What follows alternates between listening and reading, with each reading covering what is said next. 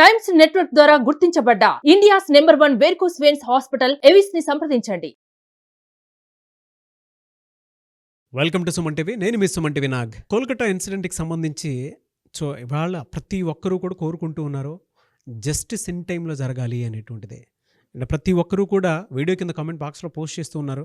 Thank you so much. ఒక మంచి కోసం అని చెప్పేసి రవీంద్రనాథ్ గారు, నాగరాజు గారు మీరు చేసేటువంటి కృషి చాలా అభినందనీయం అని చెప్పేసి మాట్లాడుకుంటూ ఉన్నారు. Thank you so much. మేము కూడా ఒక్కొక్క మంచి కోసం అని చెప్పేసి ప్రయత్నం చేస్తున్నాము. ఎలా అయినా సరే జస్టిస్ రావాలి, జస్టిస్ కోసమే మేము అంతా చేస్తున్నాము. అయితే ఇందులో కొన్ని విషయాలు ఇప్పుడిప్పుడే బయటకు వస్తూ ఉన్నాయి.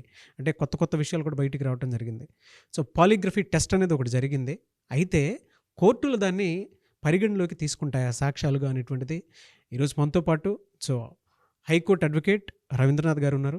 వారి మాటలోనే అది అడిగి తెలుసుకుందాము. అండ్ ప్రతి ఒక్కరూ తెలుసుకోవాల్సినటువంటి విషయం, ఈ కేసు తర్వాత చాలామంది అంటే దేశం మొత్తం ఎప్పుడెప్పుడు దీనికి సంబంధించినటువంటి జస్టిస్ వస్తుంది అని ఎదురు చూస్తూ ఉన్నారు. అందులో భాగంగానే కొత్త టర్మినాలజీ, కొత్త విషయాలు ఆల్రెడీ ఉన్నా కూడా బయటికి రావడం జరుగుతుంది. లీగల్ పాయింట్ ఆఫ్ వ్యూ నుంచి చూసినప్పుడు పాలిగ్రఫీ టెస్ట్ ఎప్పుడైనా సరే ఏదైనా ఇన్సిడెంట్ జరిగితే తీసుకునేటువంటి అవకాశం ఉందా సాక్ష్యాలుగా, అండ్ ఎస్పెషల్లీ ఈ కేసులో ఏ విధంగా ఉంటుంది అనేది రవీంద్రనాథ్ గారి మాటలో అడిగి తెలుసుకుందాం. Hello sir. హాయ్ అండి నాగరాజ్ గారు. ఈ పాలిగ్రఫీ టెస్ట్ అనేది ఈ కేసులో ప్రధానంగా తీసుకుంటూ ఉన్నారు అని చెప్పేసి అన్నారు. అంటే దీనికి సంబంధించినటువంటి టెస్ట్ ఏ విధంగా ఉంటుంది అండ్ నిజంగానే కోర్టులు దాన్ని పరిగణలోకి తీసుకుంటాయా?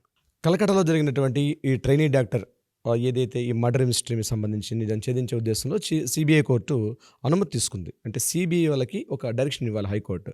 అంటే సిబిఐ వాళ్ళు డైరెక్ట్గా రాలేరు, హైకోర్టు అనుమతిస్తే తప్ప ఇట్లాంటి టెస్టులకి వాళ్ళు డైరెక్ట్గా చేయడానికి అవకాశం ఉండదు. అది కూడా జిల్లా మ్యాజిస్ట్రేషన్ అంటే డిస్ట్రిక్ట్ మ్యాజిస్ట్రేట్ యొక్క ఆధ్వర్యంలోనే జరగాలి. ఇది జ్యుడిషియల్ కస్టడీ అంటారు. ఆ కస్టడీలో ఈ టెస్టింగ్ చేస్తారు. దీన్ని పాలిగ్రఫీ టెస్ట్ అంటారు.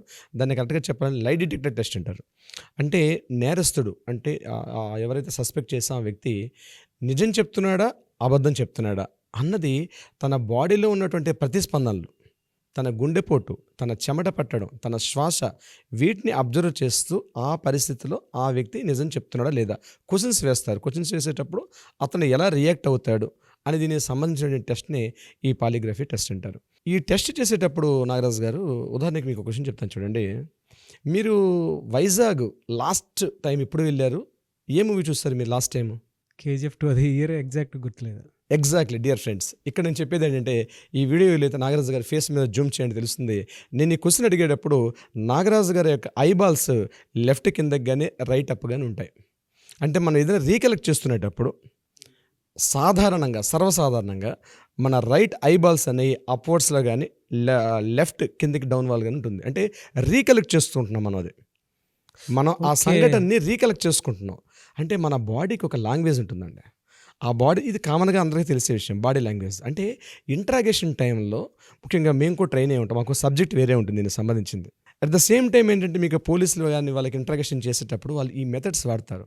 ఆ క్వశ్చనర్ ఫామ్ వేసుకొని వాళ్ళకి డైరెక్ట్గా సూటిగా కళ్ళల్లోకి అడిగేటప్పుడు వాళ్ళ యొక్క బాడీ లాంగ్వేజ్ని చూస్తారు. ఇప్పుడు నాగరాజు గారికి అదే చూశారు. నేను లాస్ట్ టైము అని ఐబాల్స్ కిందకి వెళ్ళాను అనమాట.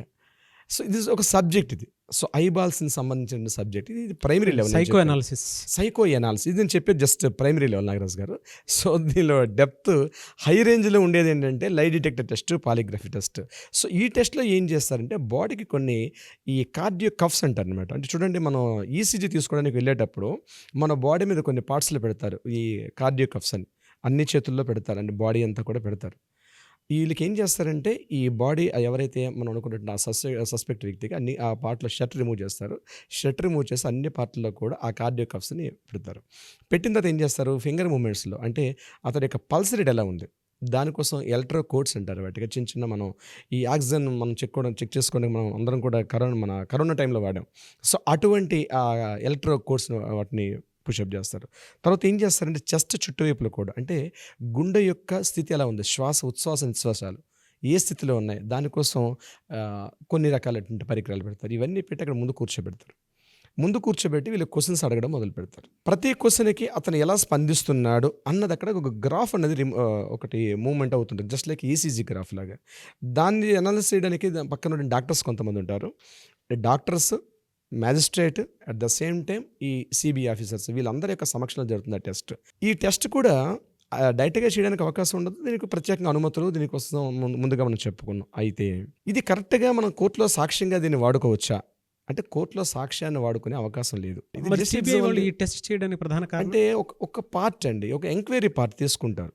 ఎందుకంటే కాంప్లికేటెడ్గా ఉన్న ఇష్యూ కాబట్టి ఇది ఒక వాంగ్మూలంగా తీసుకుంటారు. ఒక సెంటెన్స్ అంటారు దీన్ని, this just like a sentence that ఈ టెస్ట్ చేసే ముందు అతనికి చెప్తారు, ఇది కేవలం నువ్వు నేరాన్ని అంగీకరిస్తున్నట్టు కాదు, జస్ట్ ఒక వాంగ్మూలం.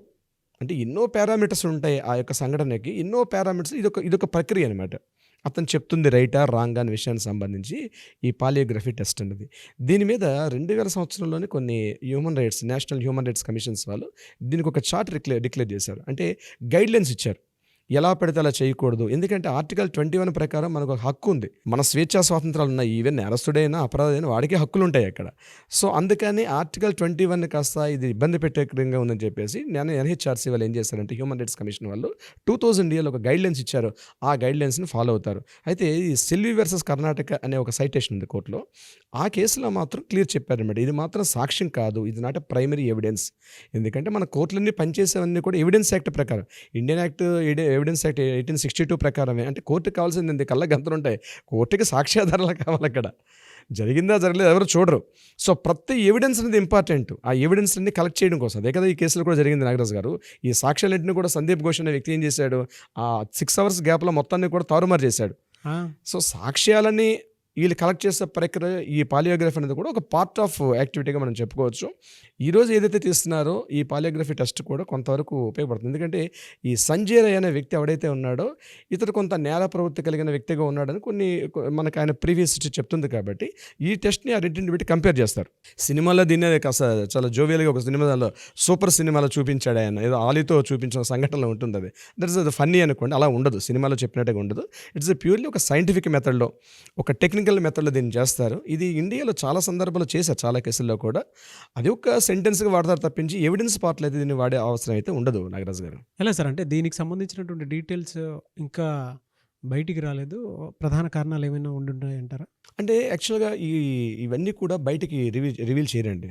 ఆ రిపోర్ట్స్ అన్ని కూడా కాన్ఫిడెన్షియల్గా పెడతారు. ఎందుకు చేస్తారంటే ఒకవేళ బయటికి రివీల్ చేసిన పక్షంలో సాక్ష్యాలను తారుమారు చేసే వ్యక్తులు ఉంటారు ఇందులో. ఎందుకంటే ఇందులో ఒక వ్యక్తి కూడా ప్రమేయం కాదు, it's a group of activity. Even though government కూడా దీన్ని సపోర్ట్ చేసింది ఈ విషయంలో. ఎందుకంటే పెద్ద పెద్ద తలకాయలు ఉన్నాయి దీంట్లో, పెద్ద పెద్ద హెడ్స్ ఉన్నారు.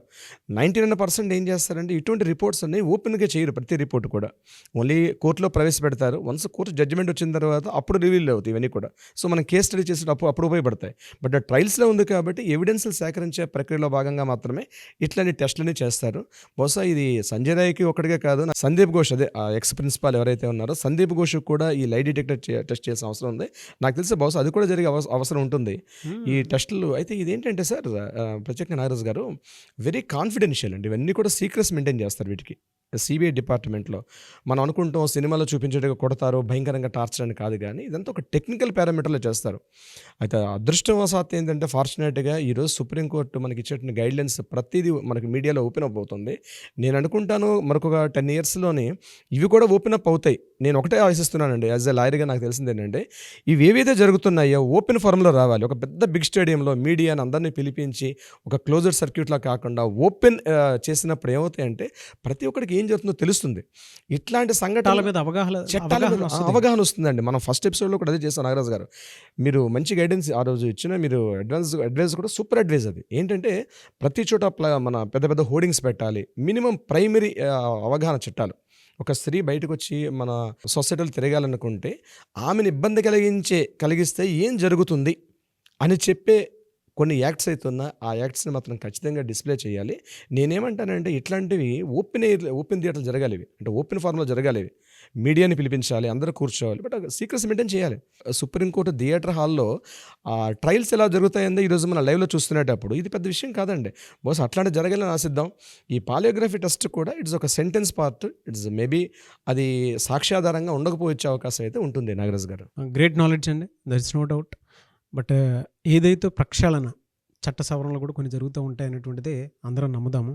ఎందుకంటే ఇన్సిడెంట్ తర్వాత దేశం మొత్తం ఎదురు చూస్తూ ఉంది. డెఫినెట్గా జస్టిస్ జరగాలి, ఇది మన ఇంట్లో జరిగినటువంటి ఇన్సిడెంట్ అని చెప్పేసి ప్రతి ఒక్కరు ఓన్ చేసుకొని ఎప్పుడెప్పుడు జరుగుతుందా, దీనికి సంబంధించినటువంటి జస్టిస్ ఎప్పుడు వస్తుందా అని చెప్పేసి ఎదురు చూస్తూ ఉన్నారు. మనం కూడా జస్టిస్ వచ్చేంత వరకు అవగాహన కల్పిస్తూనే ఉందాం, ప్రతి ఒక్కరికి వాళ్ళ బాధ్యతను గుర్తు చేస్తూనే ఉందాం. మనతో పాటు ఆడియన్స్ చాలామంది కింద కామెంట్ బాక్స్లో పోస్ట్ చేసుకుంటూ మనతో పాటు వస్తూ ఉన్నారు. వారందరికీ మరొకసారి కృతజ్ఞతలు. ఎందుకంటే మంచి జరగడం కోసం, ఒక మంచి కోసం ప్రతి ఇంట్లో ఉండేటువంటి ప్రతి ఆడియన్ను కామెంట్ బాక్స్లో పోస్ట్ చేస్తూ ఉన్నారండి. Nagaraj garu thank you so much, thank you Suman TV అని చెప్పేసి మాట్లాడుతూ ఉన్నారు. And special thanks to advocate Ravindranath garu అని చెప్పేసి మాట్లాడుకుంటూ ఉన్నారు. సో థ్యాంక్ యూ అండి, థ్యాంక్ యూ సో మచ్. త్వరగా జస్టిస్ రావాలని మాత్రం కోరుకుందామండి. సుమన్ టీవీ చేస్తున్న యజ్ఞంలో ప్రతి ఒక్కరు కూడా ఒక సమిధలుగా ఉంటే సత్వర న్యాయం జరిగే అవకాశం ఉంటుంది నాగరాజ్ గారు. ఎస్ సార్, డెఫినెట్గా అండి. సత్వర న్యాయం కోసమే సుమన్ టీవీ దీన్ని యజ్ఞంగా తీసుకుని ముందుకు వెళ్తూ ఉంది. అవునండి, ఇనీషియల్గా నేను స్టార్ట్ చేసింది కూడా ఒక మంచి కోసమే. ఇది డెఫినెట్గా దీంట్లో జస్టిస్ జరగాలి. అవునండి Nagaraj garu. Thank you sir. Thank you అండి Nagaraj garu. Thank you so much.